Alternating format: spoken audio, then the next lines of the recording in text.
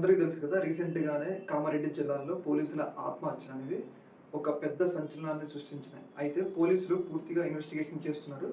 కాకపోతే బయటికి మాత్రం ఎలాంటి సమాచారాన్ని రానివ్వట్లేదనమాట. కాకపోతే మనకి కొలీగ్స్ ఇతర అక్కడ లోకల్‌గా ఉండే సిబ్బంది ప్రకారం మనకొచ్చిన సమాచారాన్నయితే ఇక్కడ మనం షేర్ చేస్తున్నాం. అదేంటి అంటే యాక్చువల్లీ ఏంటంటే ఈళ్ళ ముగ్గురి మధ్య ఒక ట్రయాంగిల్ లవ్ స్టోరీ అయితే నడిచింది. యాక్చువల్లీ ఏంటంటే శృతి ఏంటంటే నిఖిల్‌ని పెళ్లి చేసుకోవాలి అని చెప్పేసి ఆమె ఫిక్స్ అయిపోయినారు. కాకపోతే ఈ ఎస్ఐ ఏమంటుండంటే, "నువ్వు అతన్ని పెళ్లి చేసుకోవద్దు. నువ్వు ఒంటరిగానే ఉండు" అన్నట్లుగా ఈయన ఆమెను ఫోర్స్ చేస్తున్నాడు. కాపోతే వీళ్ళిద్దరి మధ్య ఇదే ఇష్యూ మీద పెద్ద స్థాయిలో చర్చ ఒక 15 రోజుల నుంచి కూడా ఇదే చర్చ నడుస్తా ఉందన్నమాట. వీళ్ళ ముగ్గురు మధ్య సింధు శర్మ ఎక్కడైతే జిల్లా ఎస్పీ ఉన్నారు కదా! ఆమె దగ్గర కూడా ఈ ఇష్యూకి ఎళ్ళేది. ఈ ఇష్యూ ఆమె దగ్గర కూడా మాట్లాడారు అని చెప్పేసి వార్తలైతే వస్తున్నాయి.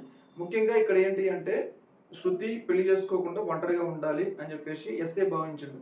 కాకపోతే శృతి ఏమంటుందంటే, ఎప్పుడు ఒంటరిగా ఉంటావేంటి అన్నట్లుగా, నేను కూడా ఒకళ్ళని పెళ్లి చేసుకోవాలి కదా అన్నట్లుగా, నిఖిల్ అనే వ్యక్తిని పెళ్లి చేసుకోవాలని చెప్పేసి వీళ్ళిద్దరూ అనుకున్నారు. కాకపోతే వీళ్ళిద్దరి మధ్య ఈ యొక్క ఇష్యూ మీదే గొడవ జరిగింది. వీళ్ళ ముగ్గురు వచ్చి ఇక్కడ చెరువు దగ్గర మాట్లాడుకోవడం, తర్వాత శృతి చెరువులో దూకటం, తర్వాత ఈయన చెరువులో దూకటం.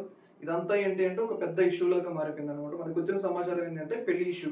శృతి పెళ్లికి ఎస్ఐకి నచ్చలేదు. ఆ ఎస్ఐ వాళ్ళిద్దరి పెళ్లి నచ్చకపోబట్లే వాళ్ళిద్దరూ సూసైడ్ చేసుకున్నారు.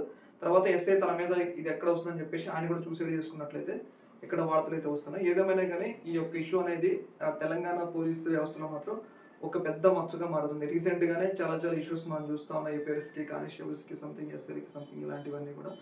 ఏదేమైనా గానీ పోలీసులు ఎంతో కష్టపడి చదివి ట్రైనింగ్ తీసుకొని, ఆఖరికి చార్జ్ తీసుకున్న తర్వాత కొన్ని కొన్ని చిన్న చిన్న బలహీనతల వల్ల ఈ స్థాయిలో వాళ్ళు ఇబ్బంది పడుతున్నారనైతే మనకైతే అర్థమవుతా ఉంది.